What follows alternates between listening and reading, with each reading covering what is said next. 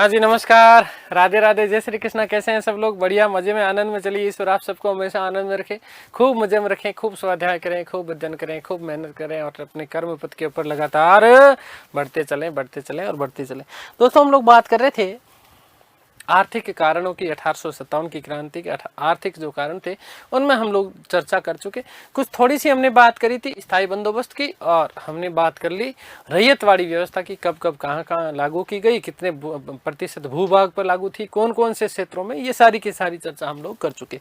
आज उसी कड़ी में हम लोग थोड़ी सी चर्चा करने वाले हैं महलवाड़ी।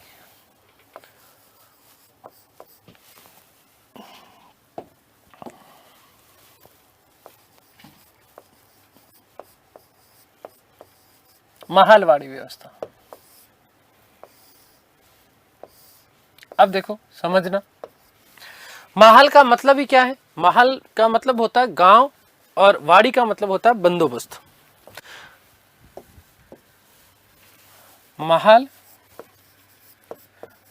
महल प्लस वाड़ी, ये दो शब्दों से मिलकर बना है। महल का कई बार शाब्दिक अर्थ पूछ लिया जाता है, ध्यान रखना। तो महल का शाब्दिक अर्थ होता है बेटा गांव, और प्लस क्या है? वाड़ी। वस्तुतः गांव की, संपूर्ण गांव की व्यवस्था, वाड़ी का मतलब बंदोबस्त बोल देते हैं, है ना। वाड़ी मतलब बंदोबस्त, बंदोबस्त, ठीक है ना। संपूर्ण गांव के लिए एक बंदोबस्त कर दिया। वाड़ी का मतलब क्या है? बंदोबस्त। देखिएगा, बोर्ड ऑफ कंट्रोल, और बोर्ड ऑफ कंट्रोल के एक सचिव हुआ करते थे जिनका नाम था, देखो इतनी देर से हमने बहुत सारी चीजें पढ़ ली ना, अब थोड़ा सा मन हमारा रुकने का कर रहा है। किसका रुकने का मन कर रहा है? हॉल्ट करने का मन कर रहा है। रुकना मतलब क्या? हॉल्ट करना। तो देखो, इतनी सारी व्यवस्थाएं पढ़ ली कि अब हमें थोड़ा सा रुकने का मन कर रहा है। महल में, गांव में रुकने का मन कर रहा है कि आराम से गांव में 2-4 दिन रुके और मस्ती से थोड़े से कुछ मजे किए जाएं। तो गांव में, महल का मतलब पहली बात तो गांव याद रखना। गांव में आपको क्या करना है बेटा? रुकना है, हॉल्ट करना है। क्या करना है? हॉल्ट करना है। और इसी से शब्द याद रखिएगा, हॉल्ट मैकेंजी। क्या शब्द याद रखेंगे? Holt Mackenzie. Board of control के सचिव हुआ करते थे हॉल्ट मैकेंजी। इन हॉल्ट मैकेंजी ने 1819 ईस्वी में ब्रिटिश अधिकारियों को एक पत्र लिखा, और पत्र लिख करके उत्तर पूर्वी जो भारत था, उत्तर पूर्वी भारत में राजस्व व्यवस्था के सुधार के लिए कुछ उन्होंने सुझाव दिए। क्या सुझाव दिए? उन्होंने कहा कि यहां की जो भूमि है, उस भूमि का सर्वेक्षण किया जाना चाहिए। भूमि का क्या किया जाना चाहिए? सर्वेक्षण किया जाना चाहिए, ताकि लगान निर्धारित की जा सके। और साथ ही साथ भूमि से संबंधित व्यक्तियों के अधिकारों का अभिलेख तैयार करना चाहिए। वो जो भूमि है, जिस व्यक्ति की भूमि है, उस व्यक्ति की भूमि के क्या क्या अधिकार हैं, उसके उन अधिकारों के भी रिकॉर्ड तैयार करवाना चाहिए। और फिर उन्होंने तीसरी चीज कही कि ग्राम से जो राजस्व संग्रह की जो व्यवस्था है, गांव से राजस्व संग्रह की जो व्यवस्था है, वो व्यवस्था मुखिया के माध्यम से, मुखिया जिसे लंबरदार कहा जाता था। क्या चीज? लंबरदार। ये बहुत महत्वपूर्ण शब्द है। देखो, मैंने आपको कहा ना कि संपूर्ण गांव को एक महल मान लिया जाता था, और महल मान करके वहां किसान अपने लिए एक मुखिया का चयन करते थे, और इस मुखिया के माध्यम से ब्रिटिश ईस्ट इंडिया कंपनी को राजस्व जमा हो जाता था। और यही मुखिया इस व्यवस्था में क्या कहलाता था? लंबरदार कहलाता था। क्या कहलाता था? लंबरदार। इस लंबरदार के माध्यम से राजस्व इकट्ठा करने की व्यवस्था रखी गई। यह सुझाव दिया था किसने? हॉल्ट मैकेंजी ने। कब दिया? 1819 में। और जब उन्होंने यह सुझाव दिया तो 1822 ईस्वी में एक रेगुलेशन पारित किया गया, रेगुलेशन 7। यह महत्वपूर्ण है, यहां से सुनना बेटा, कि महलवाड़ी व्यवस्था को कौन से रेगुलेशन और कब जो है लागू किया गया। तो 1822 ईस्वी में रेगुलेशन 7 के माध्यम से ये जो सुझाव दिया गया था हॉल्ट मैकेंजी के द्वारा, इस सुझाव को कानूनी स्वरूप प्रदान कर दिया गया। क्या कर दिया गया? कानूनी स्वरूप प्रदान कर दिया गया। और प्रदान करने के बाद में अवध, पंजाब, ये जो प्रांत थे अवध और पंजाब के प्रांतों में होल्ट मैकेंजी ने इस व्यवस्था को क्या कर दिया, लागू कर दिया। संपूर्ण मध्य प्रांत और पंजाब के कुछ हिस्सों को मिलाकर के ब्रिटिश भारत के 30% भूभाग पर, कितने, ब्रिटिश भारत के 30% भूभाग पर इस व्यवस्था को लागू किया गया। इसी व्यवस्था का दूसरा नाम मिलता है, अवध में इसको क्या कहा जाता था, तालुकेदारी। क्या कहा जाता था, तालुकेदारी। मध्य प्रांत में क्या कहा जाता था, मालगुजारी। क्या कहा जाता था, मालगुजारी। लेकिन एक विशेष बात आपको लोगों को और याद रखना है कि सर्वप्रथम इस व्यवस्था को लागू जो किया गया था वो अवध और आगरा के कुछ क्षेत्रों में किया गया था, अवध और आगरा के क्षेत्रों में लगाया गया था। ठीक है, आगे बात समझ में, तो देखिएगा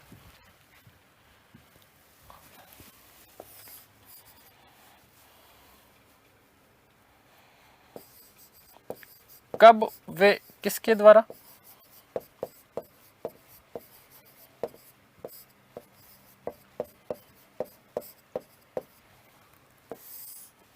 देखिएगा 1922 के रेगुलेशन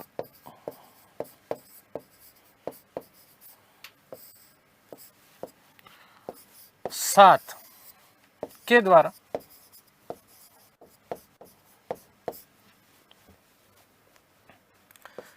इस व्यवस्था को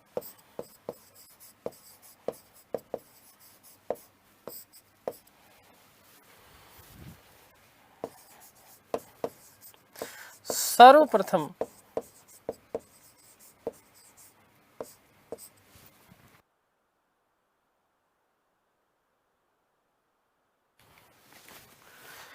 अवध व आगरा के कुछ क्षेत्रों में, अवध व आगरा के कुछ क्षेत्रों में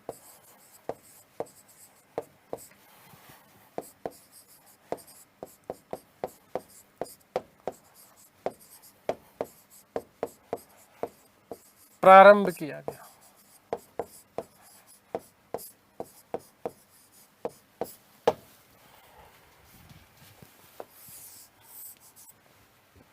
क्या था ये व्यवस्था,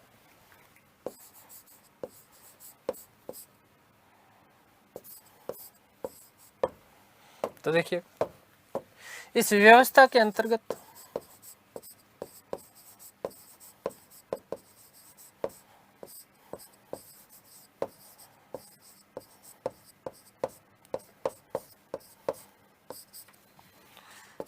संपूर्ण गांव की भूमि को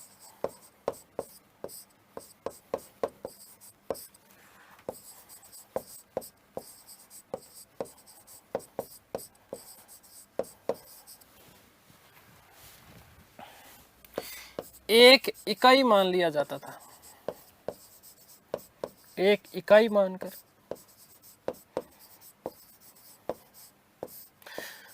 राजस्व वसूला जाता था।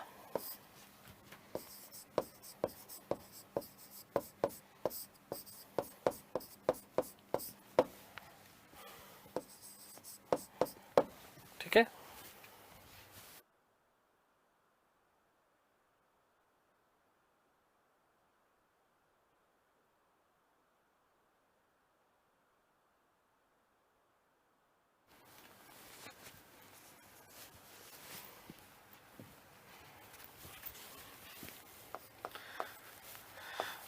राजस्व वसूलने का कार्य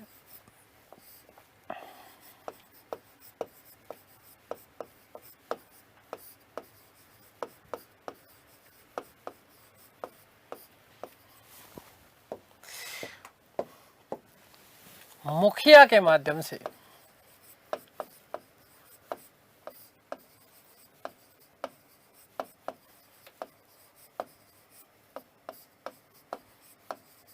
देखिएगा कि मुखिया को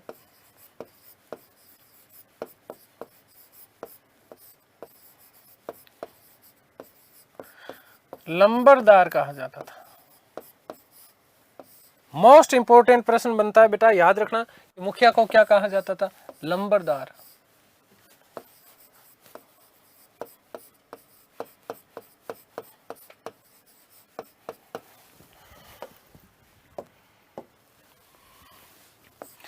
इस व्यवस्था को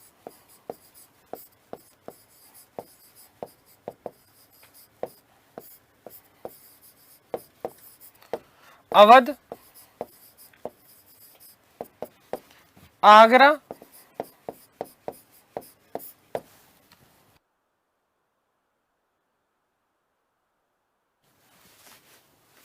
पंजाब,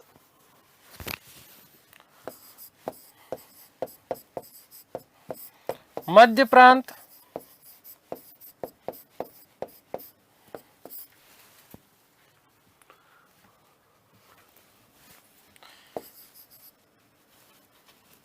को मिलाकर ब्रिटिश भारत के कुल ब्रिटिश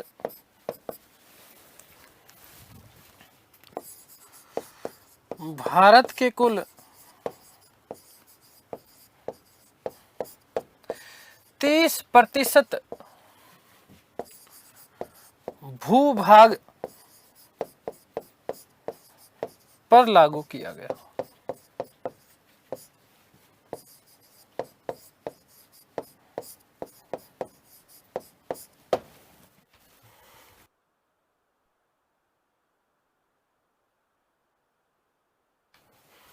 वेरी मोस्ट नोट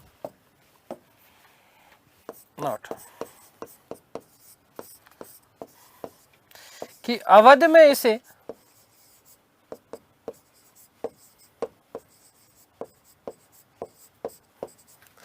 तालुकेदारी,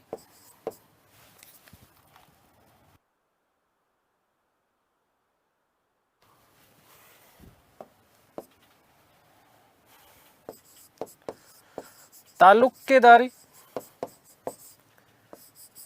वे मध्य प्रांत में इसे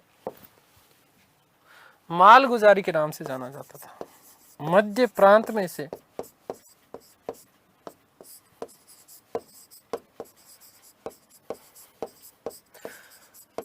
मालगुजारी के नाम से जाना जाता था।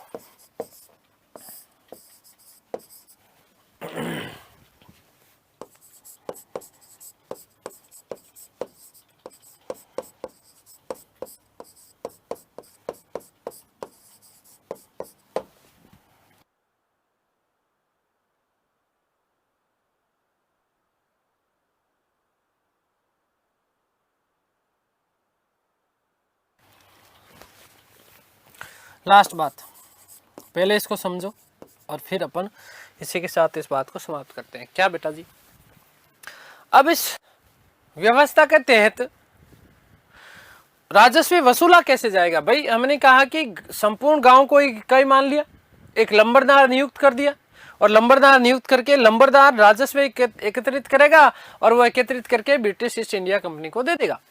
ये बात तो हमने कर ली, लेकिन ये लंबरदार जो है वो लंबरदार राजस्व वसूला का कैसे, क्या आधार है उसके पास में?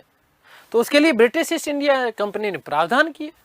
क्या प्रावधान किए कि भूमि की उत्पादन शक्ति के आधार पर भूमि का वर्गीकरण किया। भूमि की उत्पादन शक्ति के आधार पर भूमि का क्या किया गया? वर्गीकरण किया गया। 3 वर्ग आधार बना दी गए, उपजाऊ भूमि, मध्यम भूमि और बंजर भूमि। और ये वर्गीकरण करने के बाद में उसी भूमि के वर्गीकरण के आधार पर उस भूमि का किराया नियत किया जाता था। उस भूमि का क्या किया उन्होंने? किराया नियत किया। सबसे ज्यादा राजस्व वसूला जाता था, लगभग 66%। कितना? 66%। बहुत ज्यादा था। किसानों की हालत खराब थी। अब यहां पर भी क्योंकि भ्रष्ट व्यवस्था थी। भ्रष्ट व्यवस्था कैसे बेटा, ध्यान देना।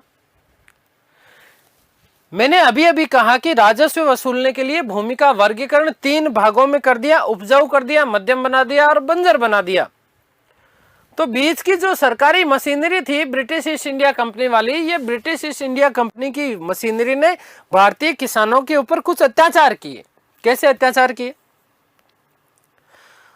उन्होंने रिश्वत मांगना प्रारंभ किया और रिश्वत मांगने के लिए उन्होंने कहा कि अगर रिश्वत नहीं दोगे तो आपकी जो भूमि है उसको हम उपजाऊ में दर्शा देंगे। क्या कर देंगे? उपजाऊ भूमि में दर्शा देंगे। और उपजाऊ भूमि में यदि दर्शा दिया तो फिर उसको राजस्व ज्यादा देना पड़ता था बेचारे जी को। तो इसलिए ये चीजें, इसमें बहुत सारी खामियां थी, और खामियां होने के कारण 1833 ईस्वी में, ध्यान देना, 1833 ईस्वी में बेंटिंग महोदय, लॉर्ड विलियम बेंटिंग, जब 1833 का चार्टर अधिनियम आया, तो इस चार्टर अधिनियम के तहत इस लॉर्ड विलियम बेंटिंग को संपूर्ण भारत का गवर्नर जनरल बना दिया गया था। और इसी लॉर्ड विलियम बेंटिंग ने कुछ इसी व्यवस्था में कुछ सुधार किए।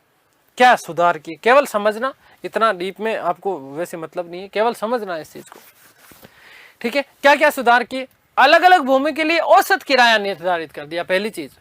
और पहली बार राजस्व वसूल करने के लिए मानचित्र और पत्रिकाओं का प्रयोग किया गया, और इस व्यवस्था को 30 वर्ष के लिए लागू कर दिया गया। और इसका सारा का सारा जो निर्देशन, इसका जो कार्य दिया गया, इसका कार्यभार जो दिया गया था, वो दिया गया था, एक व्यक्ति था जिसका नाम था मार्टिन बर्ड। क्या नाम था? Martin bird. इस मार्टिन बर्ड के निर्देशन में ये सारा का सारा कार्य दिया, और इसी कारण मार्टिन बर्ड को उत्तर पश्चिम भारत की राजस्व व्यवस्था का जनक कहा जाता है। मार्टिन बर्ड को उत्तर पश्चिमी भारत की राजस्व व्यवस्था का जनक कहा जाता था। फिर आगे चल करके 1855 ईस्वी में, कब? 1855 ईस्वी में लॉर्ड डलहौजी ने राजस्व दर को थोड़ा कम किया, 50% किया। प्रारंभिक 3 वर्षों में केवल कानपुर वाला जो क्षेत्र था, इस कानपुर वाले क्षेत्र में क्या किया गया, माफ करना, डलहौजी ने बढ़ाया, 50% कर दिया, आधा ही लेने लग गए। पहले तो 66% किसानों को इस हिसाब से था। तो इस समय ऐसा हुआ कि लगभग 238 जमींदार जो थे, किसान जो थे, इन किसानों को अपनी सारी की सारी जमीन से हाथ धोना पड़ा। और कारण, सबसे बड़ा कारण ये हुआ कि किसान जो थे वो राजस्व जमा करवाने में असफल हो रहे थे। 50% कोई राजस्व दिया जाता है क्या? हालत खराब हो गई किसानों की। और इसलिए वो क्या करते थे कि अपनी जो जमीन है, इस जमीन को या तो व्यवसायी वर्ग या फिर साहूकार जो थे, इन साहूकारों के हाथों उन्होंने गिरवी रखा, और गिरवी रख करके राजा, जो वो पैसे की व्यवस्था होती थी, उस पैसे के माध्यम से वो राजस्व चुकाते थे। और कारण ये हुआ कि ज्यादातर जो भूमि थी वो व्यवसायी और साहूकार वर्ग के हाथों में चली गई, और व्यवसायी और साहूकार वर्ग के हाथों में चला गया। तो 1857 ईस्वी में तालुकेदार जो होते थे, बीच वाले बिचौलिए, इन तालुकेदारों ने एक तरीके से क्या कर दिया था? विद्रोह कर दिया। तालुकेदारों ने क्या कर दिया था? विद्रोह कर दिया था। तो 2 लाइनें मैं इसमें लिख रहा हूं कि इस व्यवस्था में भूमि का वर्गीकरण, इस व्यवस्था में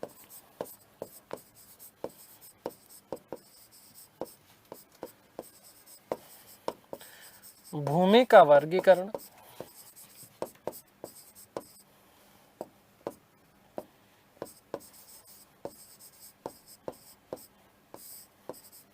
उपजाऊ, मध्यम और बंजर, उपजाऊ, मध्यम व बंजर भूमि के रूप में किया गया, के आधार पर ही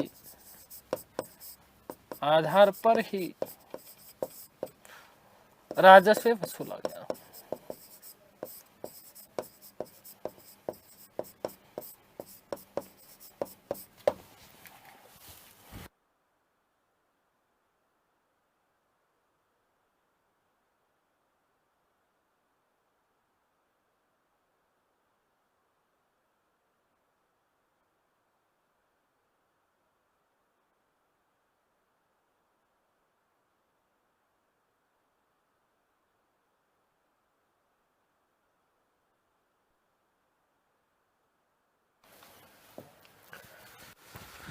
चलिए,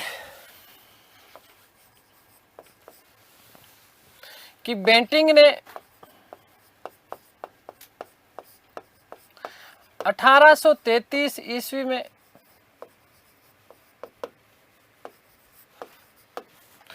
इस व्यवस्था में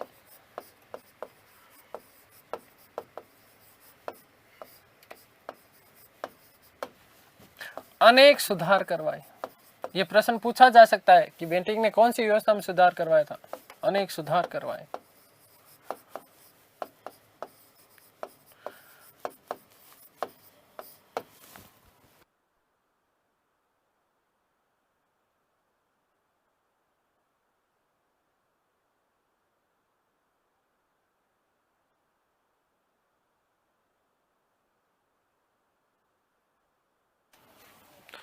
जैसे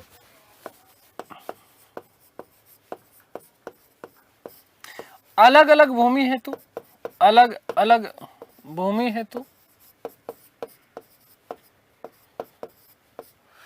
औसत किराया निर्धारित किया, औसत किराया निर्धारित किया।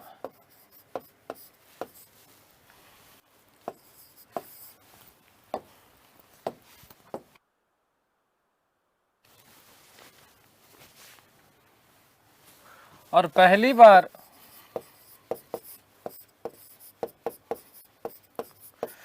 राजस्व वसूलने हेतु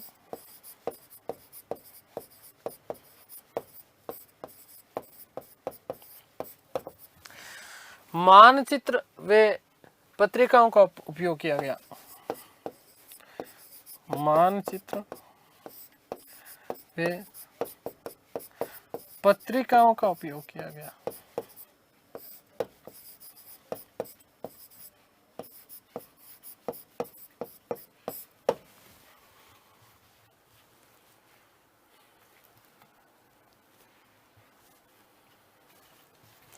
नोट,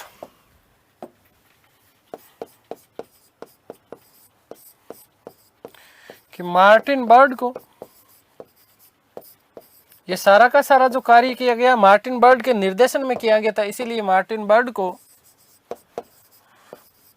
उत्तर पश्चिमी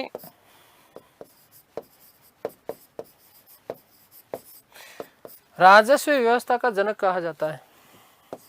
उत्तर पश्चिमी भारत की राजस्व व्यवस्था का, भारत की राजस्व व्यवस्था का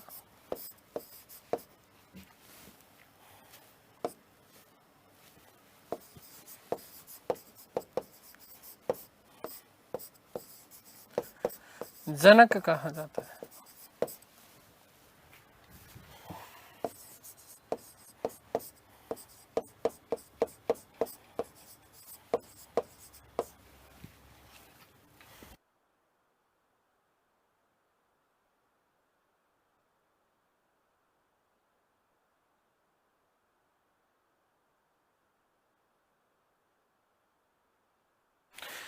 ठीक है, तो ये आर्थिक कारण में हमने तीन विशेष रूप से है जो व्यवस्थाओं की बात करी। एक तो हमने स्थायी बंदोबस्त की बात करी बेटा, एक हमने रैयतवाड़ी की बात करी, एक हमने बात कर ली माहलवाड़ी की।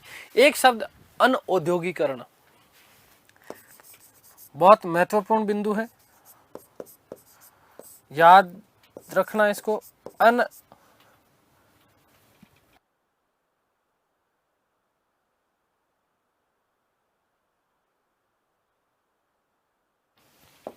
अनौद्योगिकरण, अनौद्योगिकरण, औद्योगिकरण,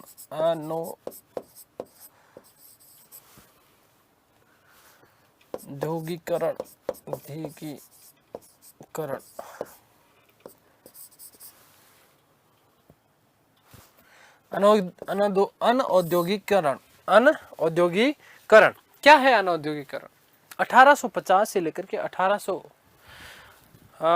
ईस्वी से लेकर के 1850 के मध्य का ये जो काल है वो अनौद्योगिकरण के नाम से जाना जाता है। क्या है अनौद्योगिकरण, इसके पीछे इसको ध्यान से समझिएगा। अनौद्योगिकरण का जो सबसे प्रमुख कारण था वो कारण था इंग्लैंड की औद्योगिक क्रांति। अब इंग्लैंड की औद्योगिक क्रांति कैसे, सुनना समझना इस चीज को। अंग्रेज भारत से कच्चा माल प्राप्त करते थे और कच्चा माल प्राप्त करके, क्योंकि मैंने कहा भारतीय लोगों की स्थितियां इतनी ज्यादा दयनीय हो गई थी, क्योंकि भारतीय लोगों से चुंगी जो है वसूल ली जाती थी, लगभग 95% चुंगी। अब उस स्थिति में भारतीय व्यापारी व्यापार करने का कोई मतलब ही नहीं है भाई। एक तरफ कुआं एक तरफ खाई वाली स्थिति हो गई। व्यापार नहीं करे तो खाए क्या, और व्यापार करे तो बचाए क्या? क्यों केवल 5% में काम करना चाहे बस, और कुछ नहीं। तो यहां से भारतीय लोगों से कच्चा माल प्राप्त कर लेता था, इंग्लैंड भेजा जाता था, वहां से मशीनों से पुनः तैयार होता था, और तैयार होने के बाद उसी माल को वापस भारतीय बाजारों में वापस खपत कर देते थे। और भारतीय बाजारों में खपत करने के साथ ही साथ भारत में ऊंची दर से बेचा जाता था, उसको बहुत ज्यादा महंगा बेचा जाता था। और ये इसी कारण सबसे बड़ा एक चीज क्या हुई कि भारतीय जो हस्तशिल्प उद्योग था, ये हस्तशिल्प उद्योग एक तरीके से समाप्त हो गया। और जब ये हस्तशिल्प उद्योग एक तरीके से समाप्त हो गया तो इस संबंध में बेंटिक का एक बहुत बड़ा महत्वपूर्ण कथन है। उन्होंने कहा कि भारतीय बुनकरों की हड्डियां मैदानों में पड़ी। भारतीय बुनकरों की हड्डियां मैदानों में पड़ी है। आप सोच सकते हैं कि किस प्रकार से जो भारतीय बुनकर था, उनका हस्तशिल्प उद्योग था, इस हस्तशिल्प उद्योग को इन निकम्मे अंग्रेजों के द्वारा समाप्त कर दिया गया, क्योंकि उनके पास खाने के लिए कुछ भी नहीं बचता था। वहीं जॉन सुलिवान या सॉवलिन नाम मिलता है, उनका एक और महत्वपूर्ण देखो कथन है। उन्होंने क्या कहा कि ये अनऔद्योगिकरण की जो अंग्रेजों के द्वारा जो नीति अपनाई गई थी, ये नीति अंग्रेजों की ये नीति जो थी वो स्पंज की तरह कार्य करती थी। किसकी तरह? स्पंज की तरह।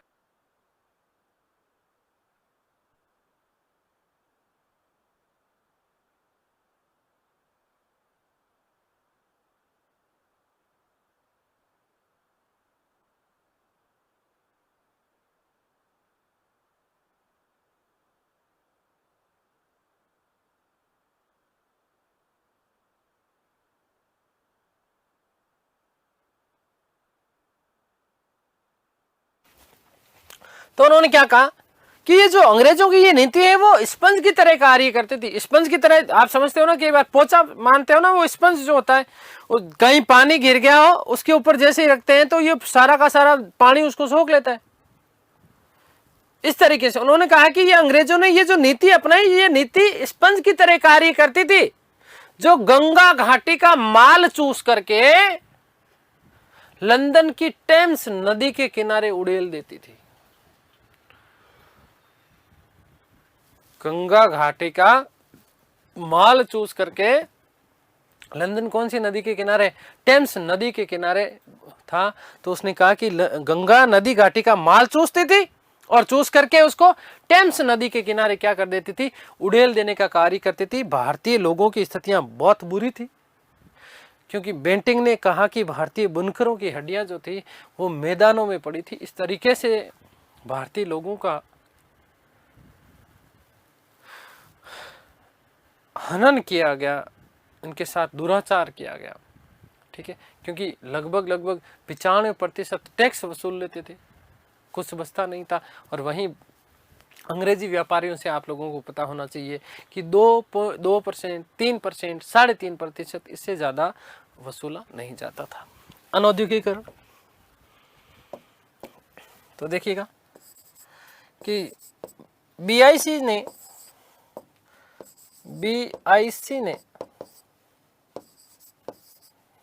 भारत को केवल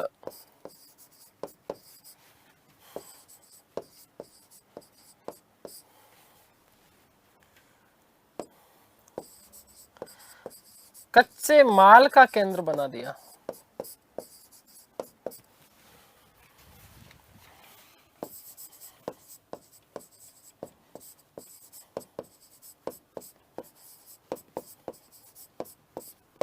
ठीक है, औद्योगिक क्रांति के तहत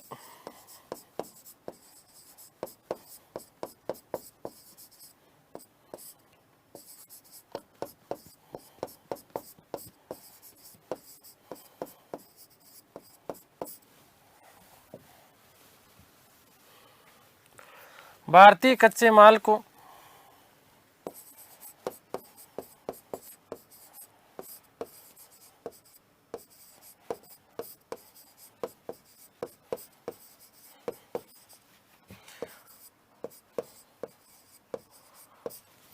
लंदन भेज दिया जाता था।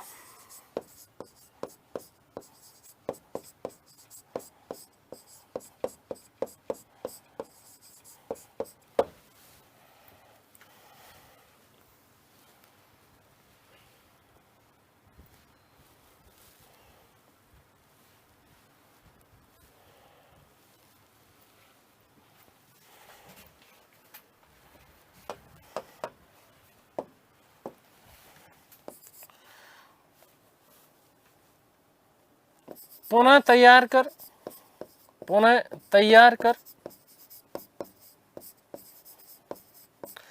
भारत में उसे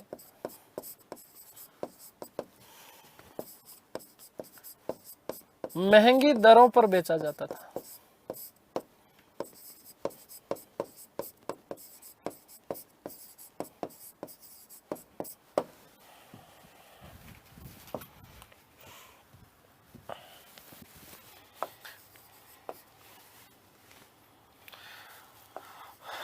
भारतीय व्यापारियों से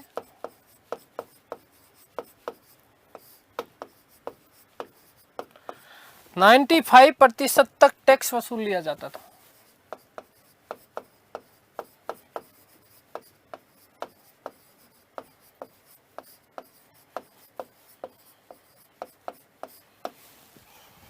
बेंटिंग का कथन,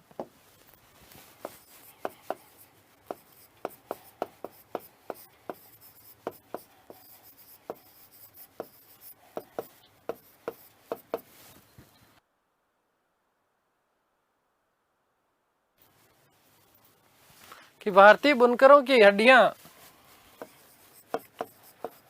भारतीय बुनकरों की हड्डियां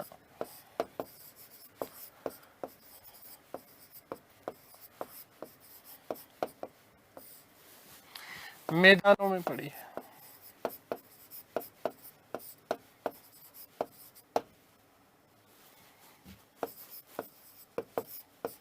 ठीक है, एक लाइन इसमें मैं यहीं पे जोड़ देता हूं कि 95% तक टैक्स वसूला तो भारतीय हस्तशिल्प समाप्त हो गई। भारतीय हस्तशिल्प समाप्त, हस्तशिल्प उद्योग समाप्त हो गया।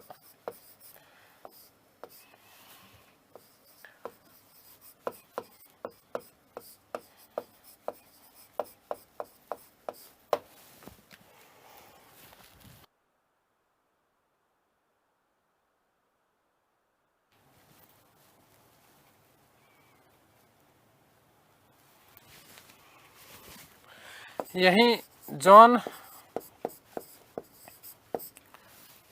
सावलिन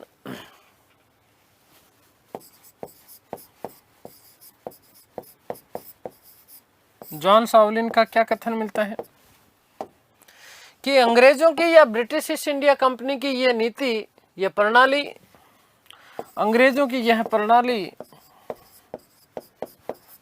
अंग्रेजों की यह प्रणाली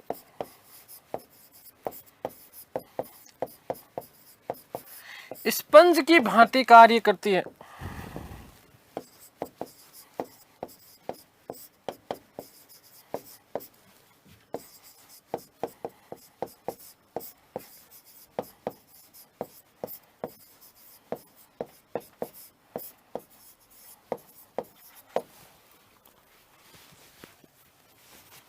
जो गंगा घाटी का माल चूस कर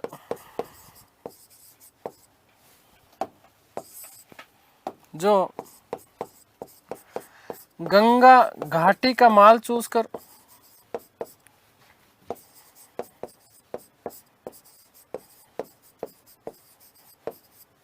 लंदन की टेम्स नदी के किनारे उड़ेल देती है।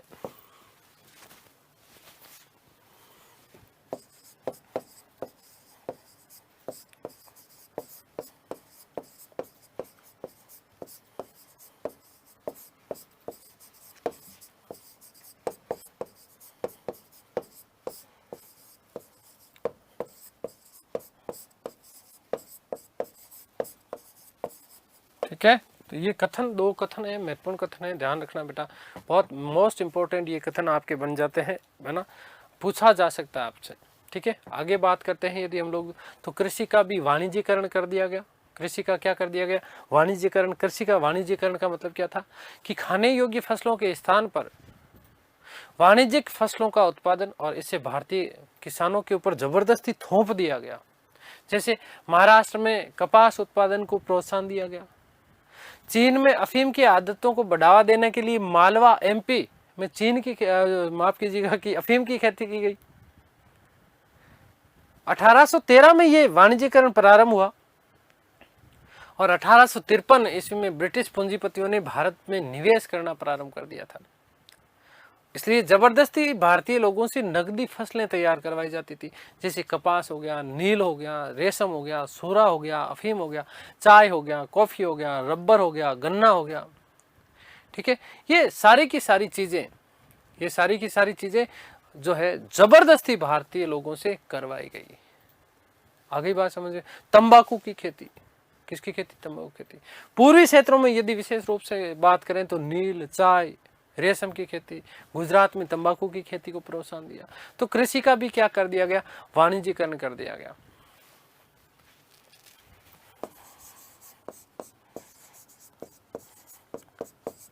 कृषि क्या? वाणिज्यीकरण। ठीक है, पूछा जा सकता है देखो कि निम्न में से कौन सा आर्थिक कारण में शामिल है, कौन सा आर्थिक कारण में शामिल नहीं है।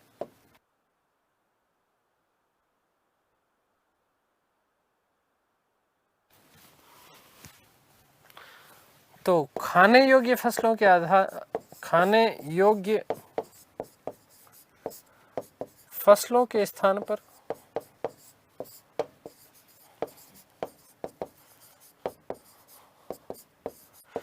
भारतीय किसानों से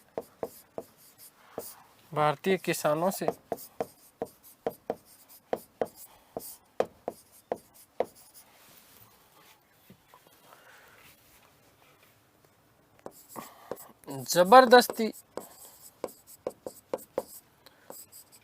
वाणिज्यिक फसलों का उत्पादन करवाया गया।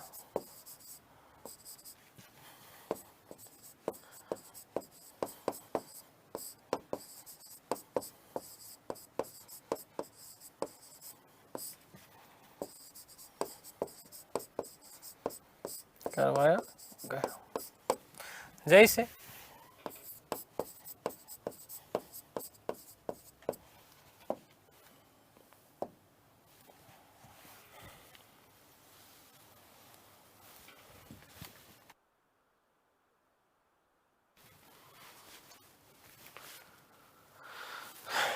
कपास, नील, अफीम, गन्ना,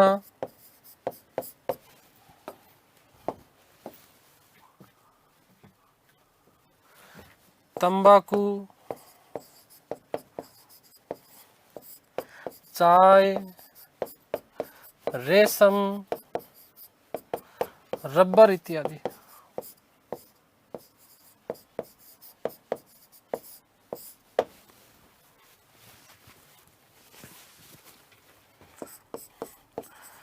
महाराष्ट्र में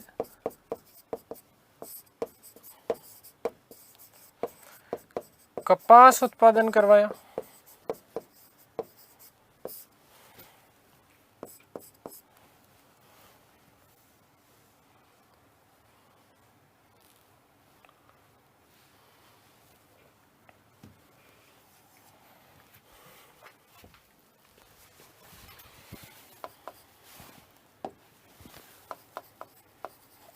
चीन में अफीम की आदतों को बढ़ावा देने हेतु, ये मोस्ट इंपोर्टेंट प्रश्न पूछा जा चुका है बेटा फर्स्ट ग्रेड में, ध्यान रखना। चीन में अफीम की आदतों को बढ़ावा देने हेतु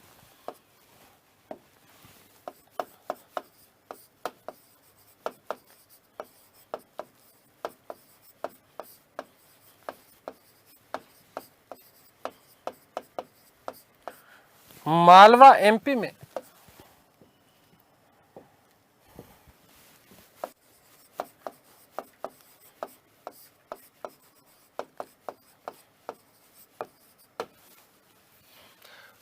अफीम की खेती करवाई गई।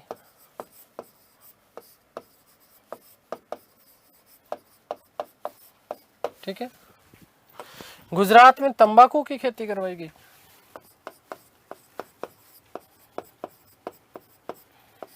गुजरात में तंबाकू की खेती करवाई गई।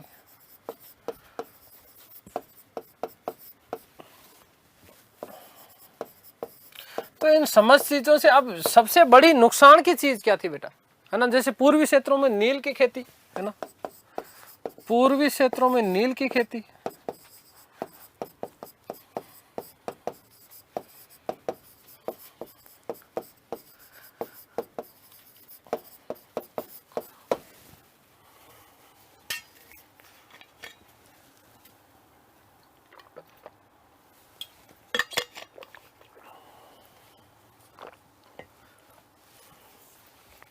अब इससे सबसे बड़ा नुकसान क्या हुआ भाई, जब लगातार इस प्रकार की फसलें बोते हैं, तो लगातार की जब इस प्रकार की फसलें बोते हैं तो नुकसान सबसे बड़ा ये होता है कि भूमि की उर्वरकता क्षमता घट जाती है, उत्पादन क्षमता घट जाती है।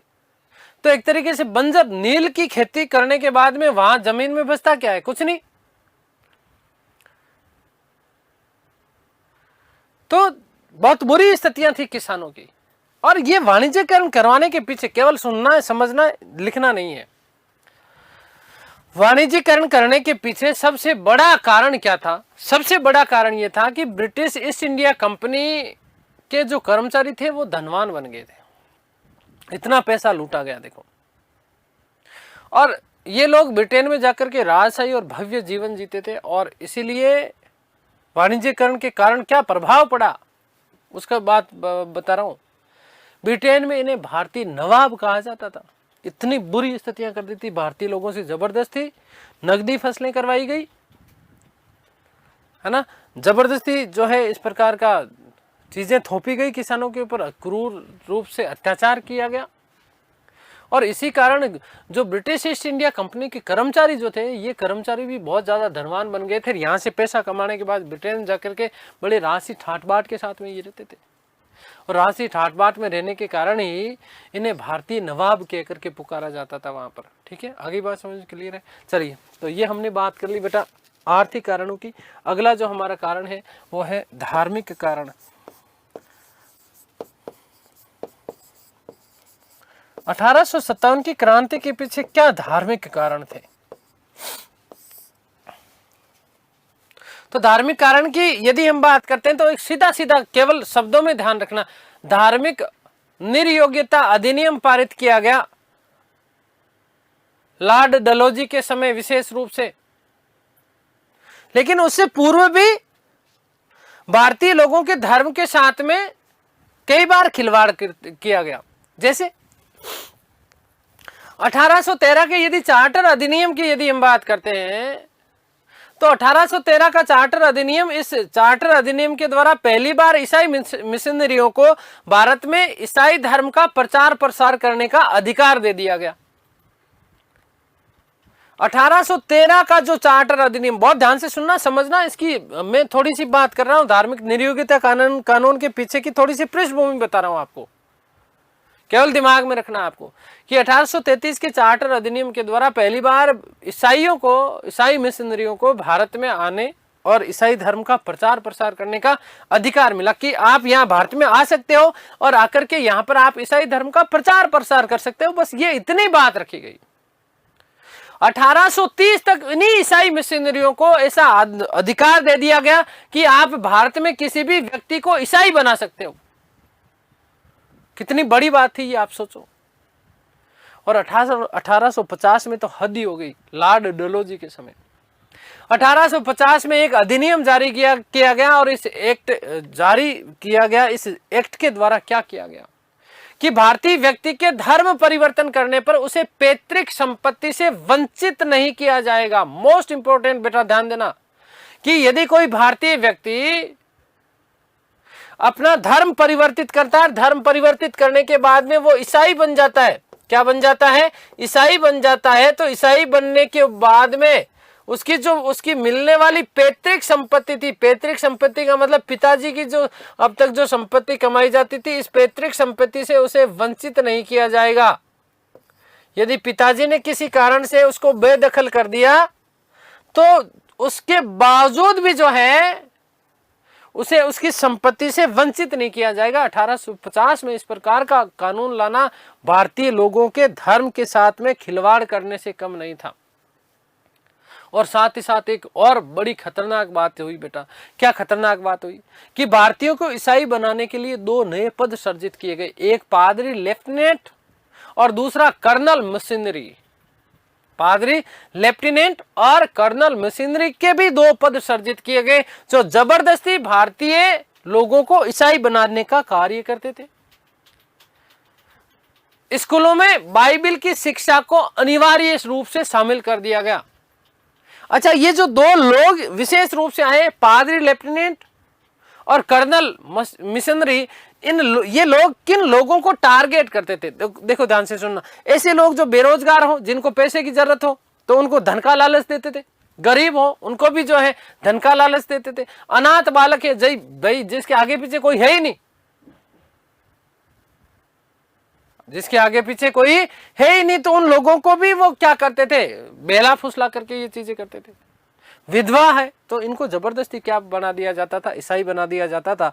वहां के उस समय के तत्कालीन प्रधानमंत्री का एक कथन, मुझे उनका नाम याद नहीं आ रहा, माफ करना, उनका एक कथन है कि हमें ईसा का शुक्रिया अदा करना चाहिए, जो कि जिन्होंने हमें भारत जैसा देश शासन करने के लिए संचालित किया है, और हम हमारे ईसा का सारा का जो परचम है वो संपूर्ण भारत वर्ष में लहरा देंगे। इस प्रकार का कथन मिलता है कि किस प्रकार से भारतीय लोगों के धार्मिक धर्म के ऊपर क्या है, कुठाराघात किया गया। आपको पता होना चाहिए कि सती प्रथा निषेध कर दिया गया 1829 में। यह भी भारतीय धर्म के साथ में जो है खिलवाड़ था। लॉर्ड विलियम बेंटिक और राजा राममोहन राय के प्रयासों से रेगुलेशन 1829 का भाग 17, इसके द्वारा सबसे पहले बंगाल में सती प्रथा को निषेध घोषित किया गया, और 1830 ईस्वी के आसपास बंबई और मद्रास तीनों प्रांतों में भी इसको क्या कर दिया था? निषेध घोषित कर दिया गया। एक 1856 में विधवा पुनर्विवाह अधिनियम, 1856 में विधवा पुनर्विवाह अधिनियम लाया गया लॉर्ड डलहौजी के समय। वस्तुतः ये यहां से बहुत महत्वपूर्ण प्रश्न बनते हैं बेटा, ध्यान रखना। धार्मिक निर्योग्यता अधिनियम 1850, ठीक है। सती प्रथा निषेध, उसका आपको बताने की जरूरत नहीं है ना। विधवा पुनर्विवाह अधिनियम 1856, ये भी भारतीय लोगों के धार्मिक धर्म के साथ कुठाराघात था, ठीक है। लॉर्ड डलहौजी और ईश्वर चंद्र विद्यासागर के प्रयासों से अधिनियम लागू किया गया। विधवाओं को हालांकि एक नया जीवन जीने का अधिकार मिला था, लेकिन फिर भी क्योंकि भारतीय लोगों में रूढ़िवादिता थी, भारतीय धर्म में कहीं ना कहीं रूढ़िवादिता थी, और इस रूढ़िवादिता के कारण जो है वो इन चीजों को अपने खिलाफ मानते थे। वो इन चीजों को क्या मानते थे? अपने खिलाफ मानते थे। आपसे पूछा जा सकता है कि विधवा पुनर्विवाह अधिनियम कब पारित किया गया? 1856 में। धार्मिक कारण। फिर एक चीज और इसमें आप और ध्यान रख सकते हैं कि भारतीय लोगों के लिए समुद्र बहुत ज्यादा प्रिय था। समुद्र को पार करके जाना उनके लिए ठीक नहीं माना जाता था। तो बर्मा के साथ आंग्ल बर्मा जब युद्ध लड़ा गया तो भारतीय लोगों को जबरदस्ती जमरन समुद्र पार भेजा गया। तो भारतीय लोगों ने, सैनिकों ने कहा कि ये हमारे धर्म के विरुद्ध है। अब आप लोगों के दिमाग में एक चीज आ रही होगी कि सर जब धार्मिक कारण की बात कर रहे हैं तो चर्बी वाले कारतूस की बात क्यों नहीं कर रहे? वो भी तो धर्म के साथ कुठाराघात था बेटा, वो धर्म के साथ कुठाराघात था, लेकिन वो तात्कालिक कारण है। क्या है? तात्कालिक कारण है 1857 की क्रांति का, ठीक है। देखिएगा, धार्मिक कारण, इसमें पहला चीज धार्मिक निर्योग्यता कानून।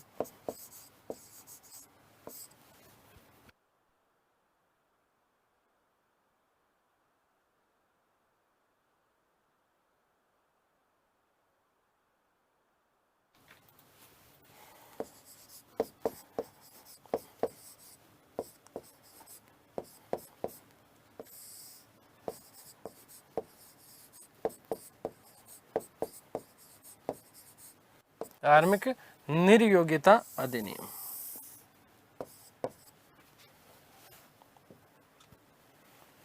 1850।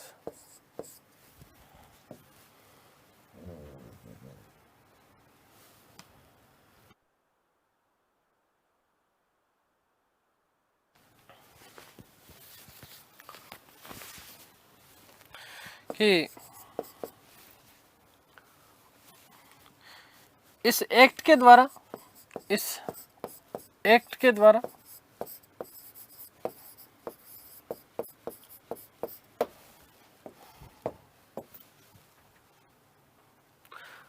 भारतीय व्यक्ति को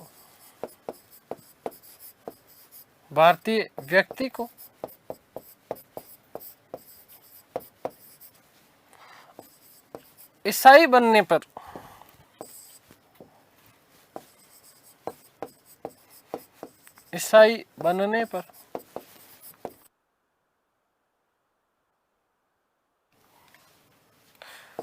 उसे उसकी पैतृक संपत्ति से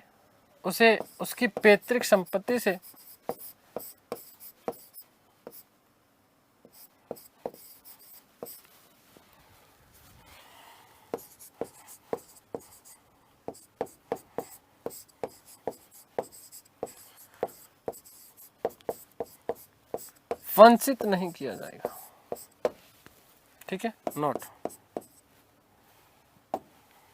एक चीज और लिख देता हूं कि इसी अधिनियम के तहत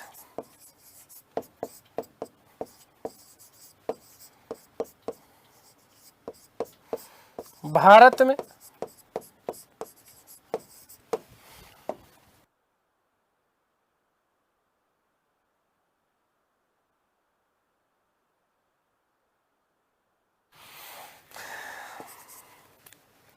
भारतीयों को ईसाई बनाने हेतु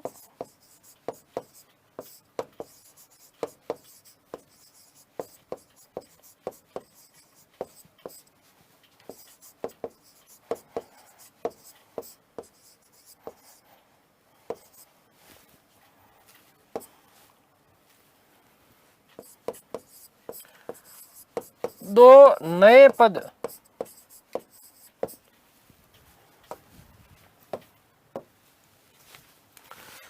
पादरी लेफ्टिनेंट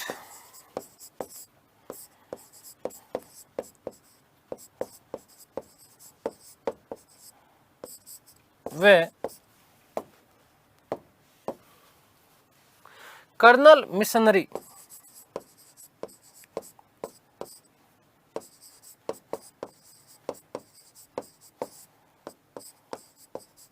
सृजित किए गए।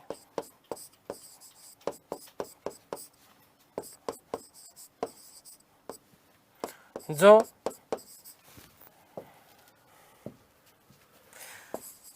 भारतीय बेरोजगारों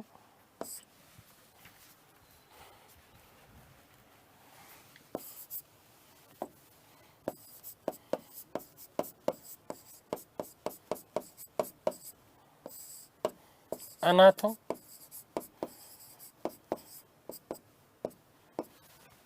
गरीबों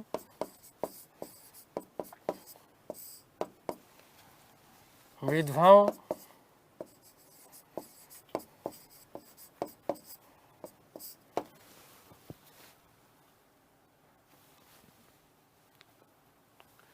इत्यादि को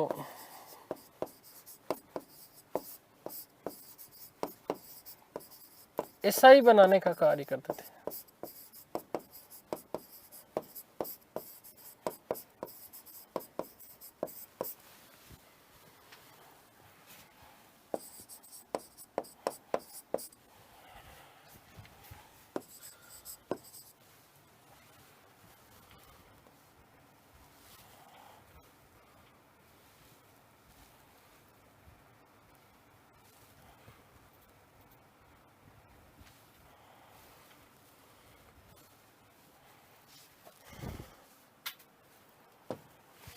नोट,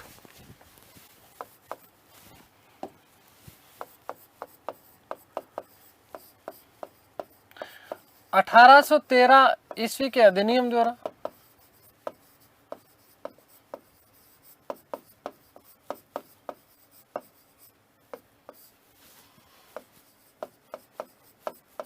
ईसाई मिशनरी को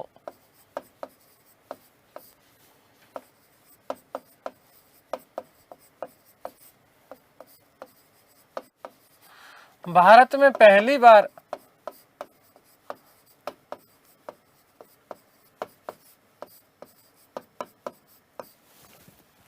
ईसाई धर्म का प्रचार प्रसार करने का अधिकार दिया गया।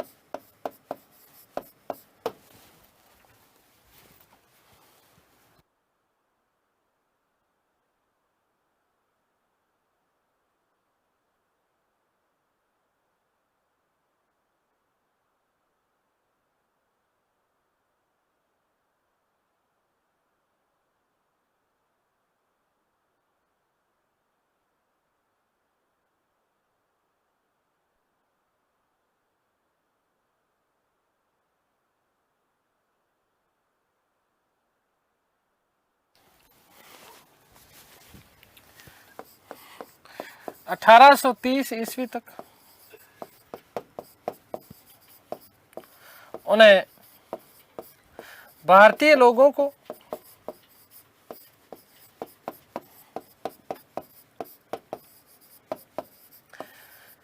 ईसाई बनाने का अधिकार प्रदान दे दिया गया। ईसाई बनाने का अधिकार दे दिया गया।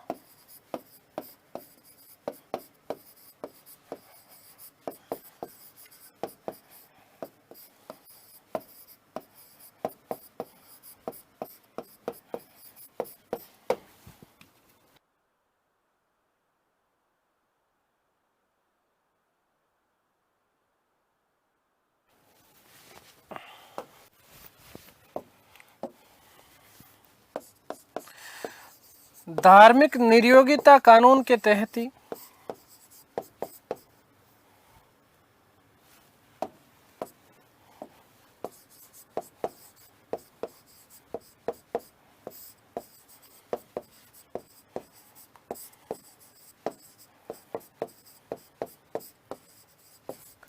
स्कूलों में बाइबल की शिक्षा को अनिवार्य कर दिया गया। स्कूलों में बाइबल की शिक्षा को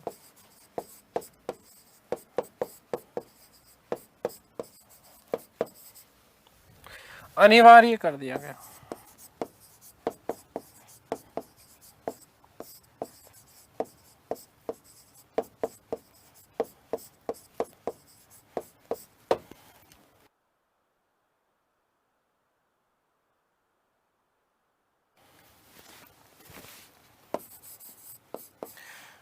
विधवा पुनर्विवाह अधिनियम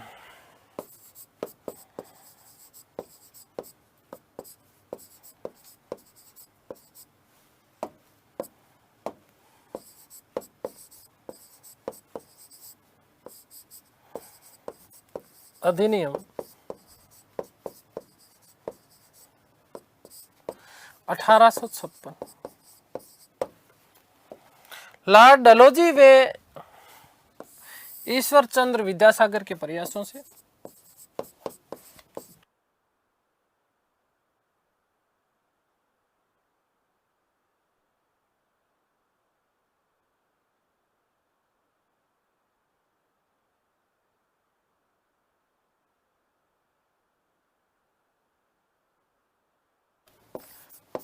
विद्यासागर के प्रयासों से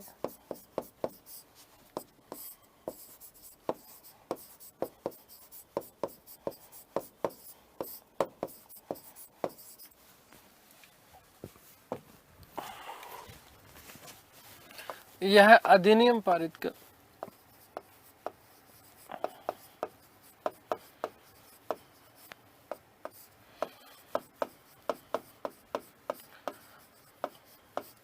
भारतीय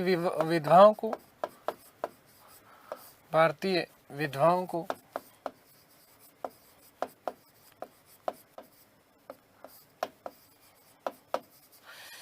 एक नया जीवन जीने का अवसर प्रदान किया।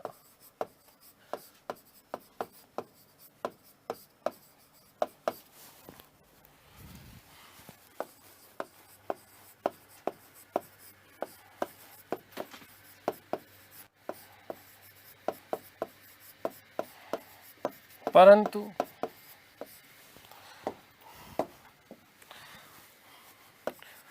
रूढ़िवादी भारतीयों ने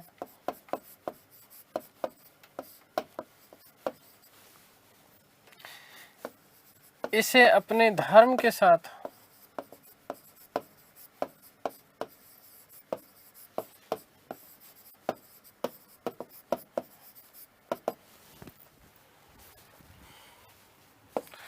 खिलवाड़ माना।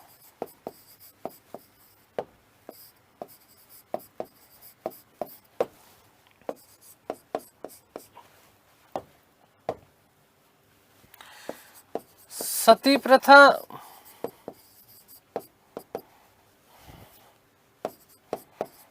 रोक 1829 ईस्वी लॉर्ड विलियम बेंटिंक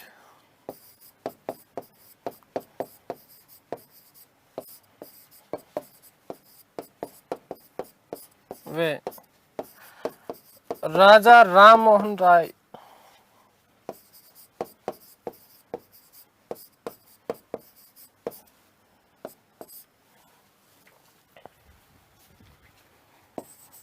के प्रयासों से